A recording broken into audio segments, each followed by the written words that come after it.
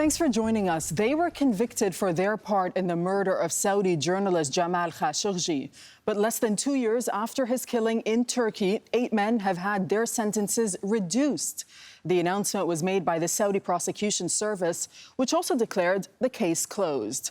Last year, 5 of them were given the death penalty for the killing, but that has been cut back to 20 years in jail. The others have been given sentences ranging from 7 to 10 years. Khashoggi was murdered by a Saudi hit team inside its Istanbul consulate in 2018.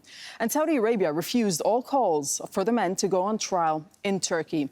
Let's discuss. This was Rami Khouri. He's the Director of Global Engagement at the American University of Beirut and the non-resident Senior Fellow at Harvard Kennedy School. He's joining us from Cambridge over in Massachusetts. Thanks very much for your time, Rami Khouri. So this closes the case privately and publicly. That's according to a statement by the public prosecutor. But certainly the friends and family of Jamal Khashoggi and perhaps even the international community wouldn't agree. That's right. I think there's a lot of concern in the international community, which has been very clearly expressed by the UN special investigator for extrajudicial killings, Agnes Kamilad, and other bodies. The CIA said last year that they think that there's a direct link to the office of the Crown Prince in Saudi Arabia for this killing, that it was premeditated or reorganized.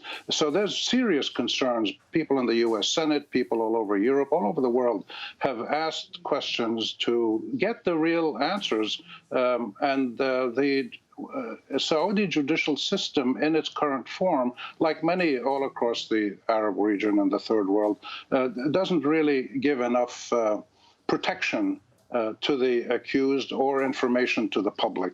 The trial was done secret and closed trial.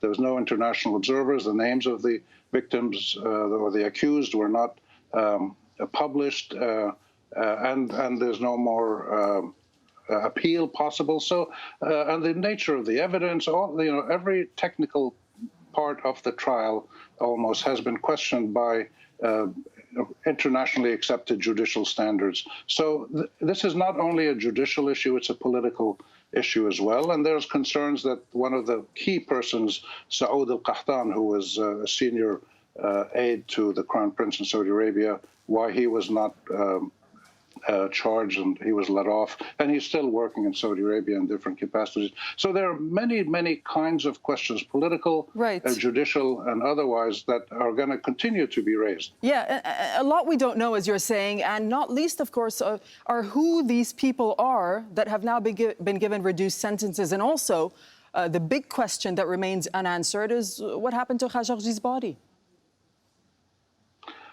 Well, it's assumed that Khashoggi's body was dismembered by the team that came from Saudi Arabia with the bone saw and other equipment to get rid of the body so that it can never be found. That's an assumption that hasn't been proven. That's one reason people want a more credible public trial based on international standards of criminal law.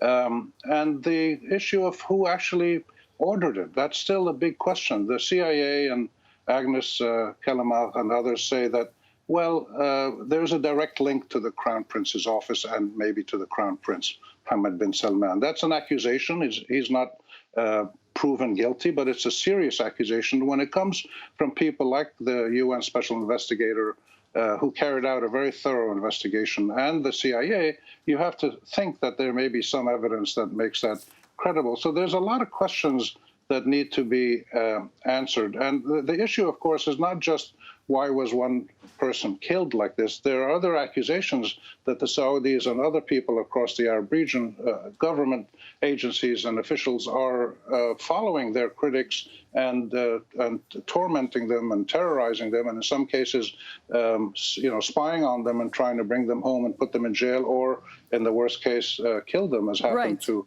Khashoggi. So there are many dimensions to this. And Rami, while I have you with us, let me just tell you what the UN Special Rapporteur Agnes Kamilad has just tweeted. This is part of a series of tweets, but she said the Saudi prosecutor performed one more act today in this parody of justice, but these verdicts carry no legal or moral legitimacy. They came at the end of a process which was neither fair nor just or transparent. Rami Khouri, your reaction? I think that's the prevalent opinion among serious, interested parties around the world, whether they're legal scholars, criminal investigators, political personalities, or institutions and organizations like the UN or the US Senate or others. This is an accusation that against the Saudi criminal system that has been constant for many years, and others, to be fair, around the Arab world, not just the Saudis. But in this case, it's such a big public event, and it just doesn't go away. People keep raising it. People keep asking questions. There's a big documentary coming out early in October that's been in the works for 2 years that is going to be probably have some more information that's going to be relevant to this case. So the reality is that this is a judicial and a political question. And both of them are important. The Saudis are very powerful. They carry a lot of weight. They're using their weight, their military might, their economic might, their social, religious, cultural power all around the world. And not everybody is happy with what they do. Some people are, some people aren't. So they are not just a little inconsequential third world country in the corner somewhere that doesn't have an impact. They have huge impact all over the world. And that's why I think this case has resonated, because if there is, as charged, a possible link to the office of the Crown Prince and even to the Crown Prince himself, and he's going to become king, and the UN agency and the CIA and others think that he ordered this premeditated assassination of a Saudi national, that's pretty serious stuff. Yeah. So the real issue is, how can we find out? So he's innocent till proven guilty. The other people that have been charged, and we don't even know who they are, right, and those sentences are almost certainly going to be reduced. This will go on and on. Okay, Rami Khouri, we thank you for speaking to us on Al Jazeera.